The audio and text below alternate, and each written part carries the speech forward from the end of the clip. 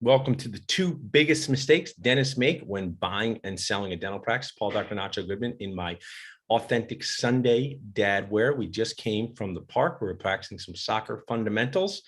And I'm so excited to be here with you guys. I hope you can ask me some questions in the Zoom chat. I have some material to go over. This is designed to help you be more successful. Also realize that people just watch videos without listening to them. So I've created some very high-tech signs to start off here to maybe stimulate a few questions and also just share if you're scrolling by.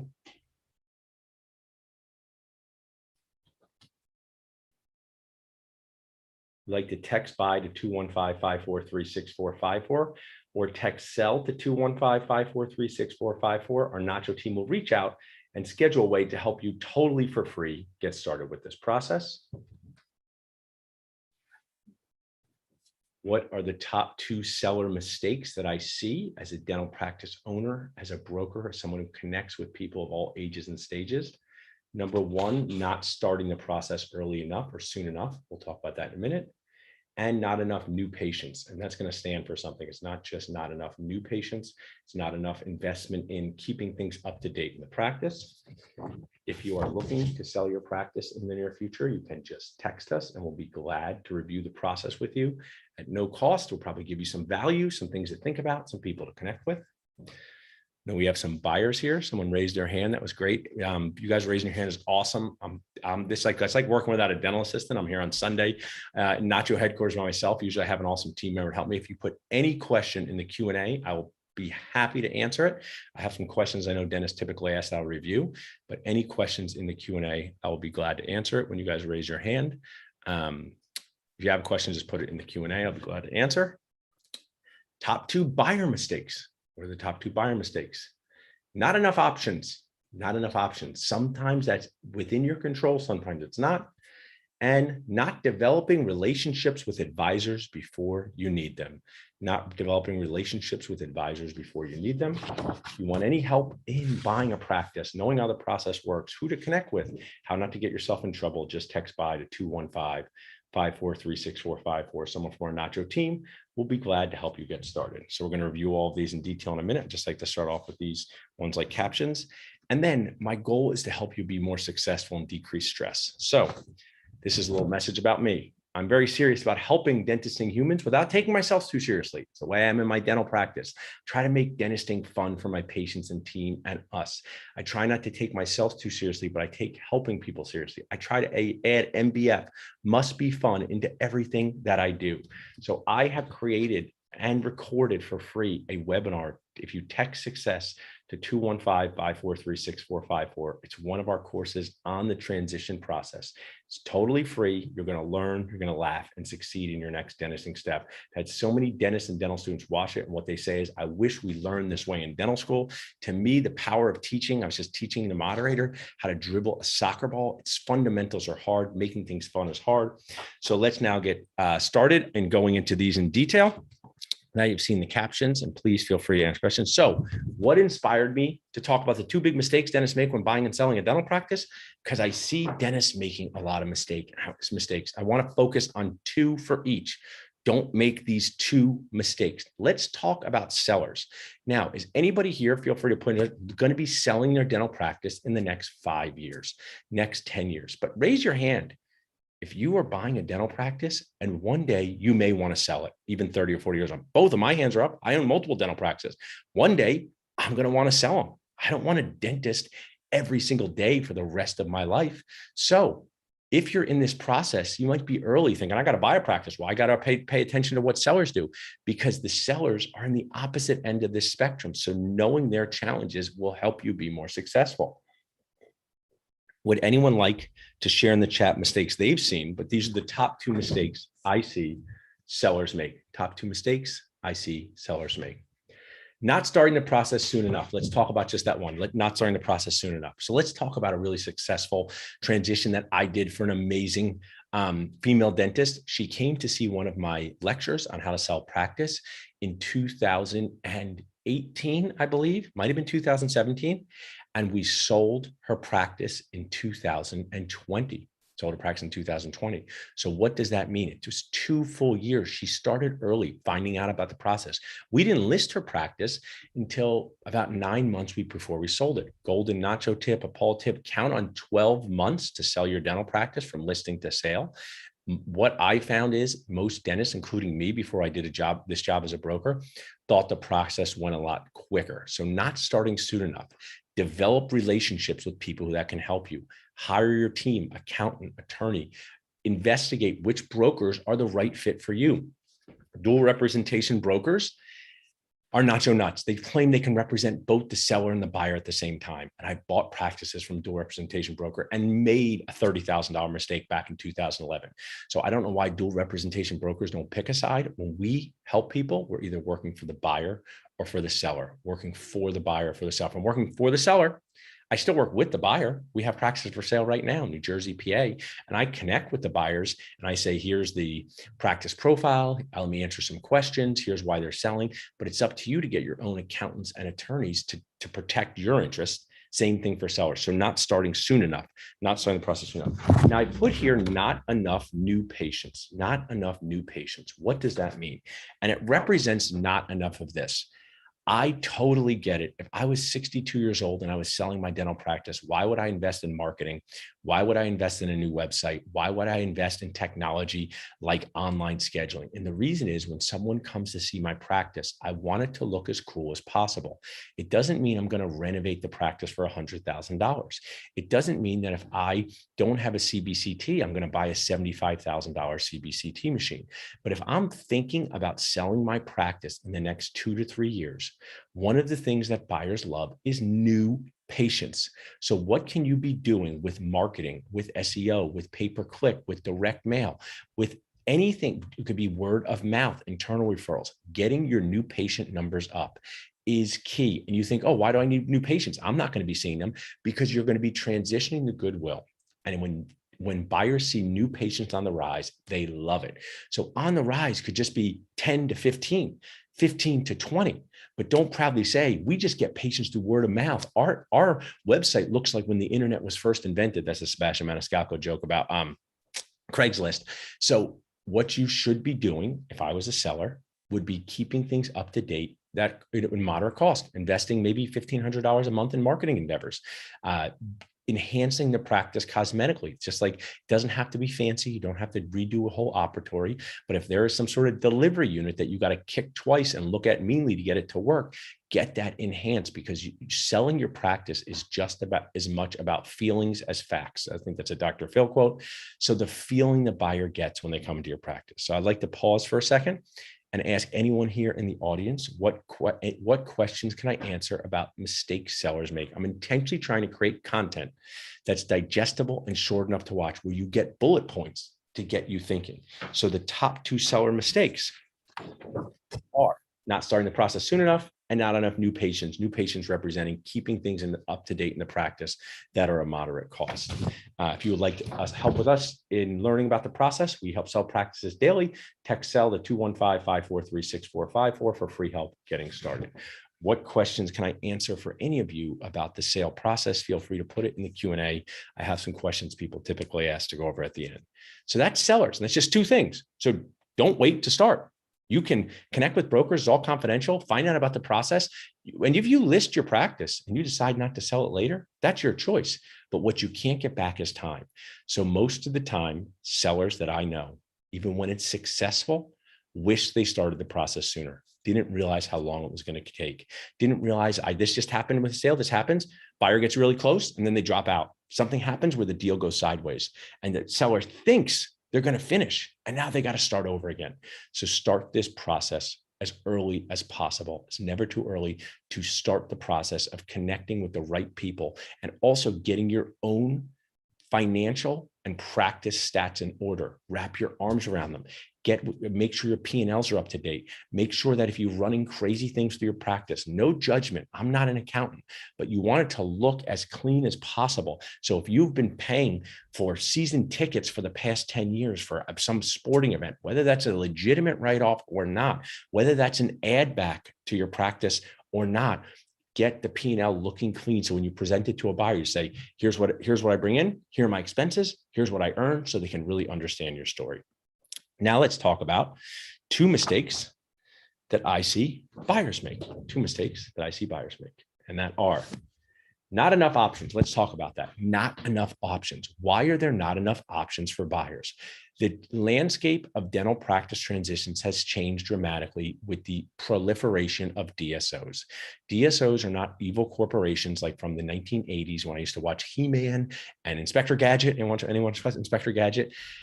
They are corporations looking to scale dentistry. And yes, some of them have challenges, and you should go into eyes wide open when you're selling to a DSO or working for a DSO. I help dentists sell to DSOs regularly. Most of the time, the DSOs that I connect with are smaller, medium-sized DSOs. Doesn't mean that the largest ones are terrible. It just means that you really want to make sure when you are selling or connecting with the DSO, your advisors are really helping you, saying, is this the right move for you, Dr. Guac? But not enough options. DSOs will take practices off the table that never get to market because the DSO will buy them before they're listed. Also, you as buyers, sometimes you're thinking, I want to buy a practice one day. I'm not sure if I like my job. Then something bad happens at your job. You're like, today's the day. I'm going to start looking for practices. Like you think there's this candy store of practices out there. There's not. So connect with brokers early. And here's what you say. I'm a broker. And I'm also a dentist. So if I was looking, is anyone here looking to buy a practice in the next 5 years? Raise your hand. You can play along at home. So if you are looking to buy a practice in the next 5 years, I'm going to use two people here. I'm going to use, I'll be the broker. This will be Dr. Buyer. Okay. Dr. Buyer. So Dr. Buyer thinks in the next 5 years, he or she wants to buy a practice. Here's what I would do now. Connect with brokers, find out who they are in the area, and say this to the broker. I'm Dr. Paul, and now I'm Paul Goodman, the broker. This is Dr. Buyer. Hey, I am looking to buy a practice in the general Philadelphia area over the next few years. Would I be able to get on a Zoom call, meet you for coffee, talk on the phone, so I can understand more about the process and hear about practices you have for sale right now? I might not be ready yet, but I would like to learn. Because has anyone experienced this? It's Christmas week, and there's a patient who never comes in for cleanings. They break their tooth on December 27th, and they want it fixed on December 28th. And you're kind of annoyed because they never come for cleanings. They never come to see you. They only come when they need you. Raise your hand if you've ever had a patient like that who says, oh, I need to get in I broke my front tooth. It's Christmas week, and you look, and the last time they had a cleaning was 5 years ago. So that patient, yes, you help them. Yes, you figure out what to do, but it's not a good feeling when I'm the broker and people only come to me when they need me. It would be best if they developed a relationship with me earlier. And that's what gets to the second mistake buyers make. Not developing relationships with advisors before you need them. Not developing relationships with advisors before you meet them. Advisors, connectors, or resources. So the broker working for the seller is not working for you, working with you, but they have access to lots of practices. And I would even connect with the dual rep ones just to see what they have. Currently, a lot of times sellers don't even know they're working with a dual rep broker. But before you do anything with the dual rep broker, please make sure you get people on your team to protect you. And I love basketball. This is Daphne's basketball, not mine, so I can't comment real basketball. Who would be on your basketball team? As a buyer, who would you develop relationships with? One, dental focused attorney. Dental focused attorney is very key for reviewing the LOI, asset purchase agreement, and sometimes making sure the confidentiality agreements you sign are in your best interest. At our company, we have a confidentiality agreement that most often people do not have an attorney review before they sign it, but that is something you may want to have an attorney review, especially if you're working with a dual rep broker. Second on your basketball team is dental focused accountant. They're going to help you with the cash flow issues. How much money is this practice really making? What's it going to feel like if you buy a practice? When I was a younger dentist, I bought in with my dad and I grew the practices, but I have a lot of friends from graduating in 2002. All of us went from associate to owner and we started making more money when we became an owner. But now there are associates working for DSOs making $300,000 a year. So they may buy a practice doing $700,000 a year and only make $210,000. Is that okay for their family? Yes, they're building equity, but a dental focused accountant. Third, the bank. You're going to need financing. So connect with banks early and often. If you would like me to connect you with the banks that work with us, some of them are sponsors, some of them pay referral fees, some of them I just know. If you would like to connect us with banks now, because it's free, text bank to 215-543-6454. The same number, it's the same text hotline, text bank to that same number, and I will connect you with banks so you can develop a relationship, start sharing the financial information with them. Here's a quick golden nacho selling or buying or practice transition tip. Why should sellers care? Because you got to make sure the buyers have enough money. So if a practice is being listed and a dentist is going to buy it for $750,000, most of the time, the buyer needs to have $75,000 in non-retirement assets. Most of the time, the buyer needs to have 10% of that practice purchase price saved in non-retirement assets. You do not have to pay them. I mean, you don't have to give it as a down payment. The bank just wants you to know if there's a few challenging months, you're not going to not be able to pay your rent or mortgage. Now, I know some of you who are watching this, because maybe there's people who are watching this 20 years ago, and say, some banks don't require any savings. And I know a bank down the street that, yes, there are creative banks that may not require that, but it's best, good practices to have some non-retirement assets saved. So we have dental focused accountant, dental focused attorney, bank, financial coach. I'm not here to promote or criticize financial planners, but these are people who have signed up to talk about money and talk about how it fits into your life, kind of like a nutritionist of your dollars. Find one that fits for you. Interview them. Make sure they have your best interests in mind. Are they a fiduciary? How do they make money? Do they make money by selling you products? But a financial coach is often critical to determine for this huge life decision of buying a practice. And then a buyer coach. So when I am not selling a practice, I will often coach buyers. And I will say, does this make sense? Does this not make sense? Oh, the dentist is selling it and his daughter's the other owner and you're going to buy in. That's going to be a whole family issue. Oh, this dentist wanted to sell to a DSO and it fell through, but it's still a good practice. Let's talk more about that. So as a buyer coach, I often function as the general dentist of the process, where I'm listening to the story, determining if it's restorable, to use a dental term, also referring you to good people who have your back, and like an endodontist and periodontist. I describe the accountant as the endodontist. The periodontist is the dental focused attorney, because you've got to get, this is the team you need. Who else might be the sixth man on that team? A practice management consultant for the team. Who might be the seventh man? An insurance expert. Who might be the eighth man? A lease expert. Your attorney should have a lease expert. There are some people, I don't know if you've heard of this, but they will negotiate the lease for you, save you money, and not charge you anything. It's pretty amazing. We have some sponsors that do that. One of them is Car Healthcare Realty. I didn't even know this was a thing until I met Rob Montgomery, dental focused attorney. But there are commercial real estate lease agents that will fight to get you a lower price. So that is top 2 mistakes that buyers make. Now, before I go through my list of questions, I would like to ask anyone here, if you have any questions. If you're watching this at home saying, I have a question, just shout it at your screen. I'll hear it. Just kidding, won't hear it. But you just can text it to me at 215-543-6454. Just, I know I'm probably repeating myself multiple times, but management's repetition. If you want to buy a practice and you'd like help, you can text it to this number, 215-543-6454. But you can text any question to that number, because that's attached to my phone. And I have my phone on me all the time, and I always love answering questions. If it's easy, I'll answer right then. If it's complicated, we might have to talk more. If it's not for me, I'll help you find the answer. So what questions can I answer? I see people in the chat raising their hand. Would anyone have any questions that I can answer for them?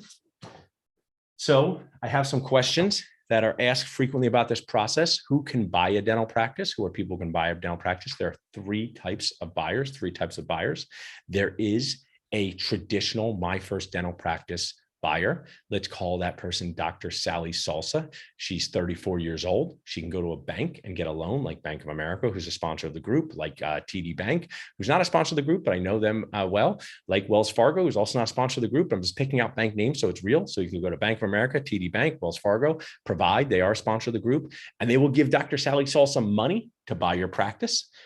If you are a solo GP, you will most likely need to leave, so Dr. Sally Salsa can do the work. So if you're looking to leave as soon as possible, getting a traditional My First Practice buyer is most often the right buyer for you. You will get a practice purchase price that's often lower than a DSO, not all the time, often lower, but you get to leave sooner than you have a DSO. What type of practices do DSOs like to buy most of the time? They like to purchase 5 operatories doing $1 million or more. Doesn't mean they don't purchase other ones, but if you have 5 operatories doing $1 million or more, that's often very attractive to a DSO. A DSO will often pay more than Dr. Sally Salsa. So we have Dentist DSO Inc. Dentist DSO Inc. They just have this giant pile of money. I don't know if they really have it, but it feels like they do. And they can often pay more, but you will most likely be required to stay and work for 3 years. So if you're someone who has a horizon of 3, 4, 5 years, I just helped a Dental Nachos dentist transition to a DSO in the beginning of this year. He really likes it. We were paid a referral fee for doing that. I connect DSOs to dentists. I'm always transparent with that. That's how the way the real world of business works. Everything that's illegal in dentistry seems to be normal in the real world of business. I don't know if dentistry is changing anytime soon, but what we do is we function as a connector there, where we can connect dentists to a DSO. So if you want to meet DSOs that we know, you can reach out to us for that, but a DSO will often pay more, but most likely require you to stay more. Then there's a third option. Let's call it Dr. Paul Goodman and Dr. Jeff Goodman. That's my brother and I. We're a small group. We have 2 practices. We will often pay about the same as the Dr. Sally Salsa. So we don't often have access to more funds than the DSO. And we will have you stay probably for a year. We don't say, hey, just leave. We need you for a year while we look to replace you. In that case, you're working for a small group. In this case, it's Dr. Paul and Jeff. That may be more attractive that you just work for these 2 guys or 2 women or three dentists working together, 2 women and 2 guys, or 2 women and 1 guy. Small groups in the middle. So we have Dr. Sally Salsa, single buyer, traditional, small group, Dr. Paul and Jeff Goodman as an example, and the DSO. Those are the 3 types of buyers. Any questions on the 3 types of buyers? If you have any questions for them, just reach out to me and I would be glad to answer them. The real estate, if you own your own building, that's great for your personal assets. You've built a personal asset. Maybe you have a $300,000 condo and now you're looking to sell it when you sell your practice, but just to make you aware, buyers will need to often bring 20% down payment for the building, but 0 for the practice. Some banks do 0 for both, but let's just go with traditional. Let's go with most. Let's go with preparing for the normal. So if a dentist does not have that money saved for the building, you may have to hold on to it longer and lease it to the new dentist for 5 years. Maybe that's something you want to do. Maybe that's something you don't want to do.